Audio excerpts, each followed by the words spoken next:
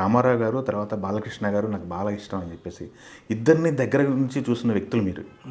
బాలయ్య బాబు గారు, రామారావు గారు కంపారిజన్స్ లేకపోతే తేడాలు ఏదైనా చెప్పాలి, ఇద్దరిని కంపేర్ చేసి చెప్పాలంటే మీరేం చెప్తారు? మహానుభావుడు ఎన్టీ రామారావు అంటే కారణ జన్ముడు. ఆయన మహా అందగాడు.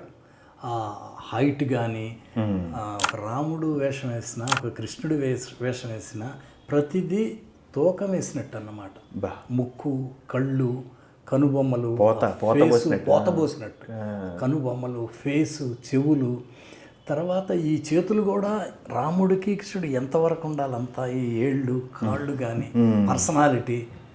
రాముడు గెటప్ వేస్తే రామారావు గారిని ఎట్లా ఊహించుకునేవాళ్ళం, కృష్ణుడిగా వేస్తే ఎట్లా ఊహించుకునేవాళ్ళం. ఒక రాముడు కృష్ణుడు వేసిన మహానుభావుడు, ఒక దుర్యోధనుడు, ఒక రావణాసురుడు వేసి మెప్పించడం అంటే సామాన్యమైన విషయం కాదు. అది రామారావు గారికి చెల్లింది. నెగిటివ్ క్యారెక్టర్లు కూడా హీరోయిజం ఆపాదించారు. శ్రీకృష్ణ పాండవ్యంలో ఆ ఇంట్రడక్షన్ తీసేయడంటే ఒక డైరెక్టర్గా రామారావు గారు అద్భుతం కదా. చాలా గట్స్ కాదు. రాముడు అంటే సౌమ్యంగా మెల్లగా అలా మాట్లాడాలి. అదే మళ్ళీ రావణాసురుడు, దుర్యోధనుడు ఎంత ఫిరోష్, భీముడు వేస్తే అన్నీ మెప్పించిన మహానుభావుడు ఎన్టీ రామారావు గారు. వాళ్ళ అబ్బాయి బాలయ్య బాబు కూడా అలాగే కృష్ణుడు వేసిన, రాముడు వేసిన, ఒక లారీ డ్రైవర్ వేసిన, ఒక రౌడీ ఇన్స్పెక్టర్ వేసిన, ఏదేసినా పండిష్టం అనేది వాళ్ళకే చెల్లింది. అద్భుతం. రామారావు గారు ఎంత గొప్ప, ఆయన పేరు బ్రహ్మాండంగా నిలబెట్టిన వ్యక్తి బాలయ్య బాబు. లెగసీ కంటిన్యూ అవుతుంది.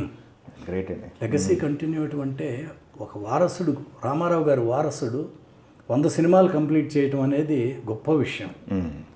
బాలయ్య బాబు ఇంకా వాళ్ళ నాన్నగారిలాగా ఇంకా చాలా సినిమాలు చేయాలి. అవును, అటవృక్షం కింద ఇంకొక మహావృక్షంలో ఎదగటం అనేది మామూలు విషయం కాదు.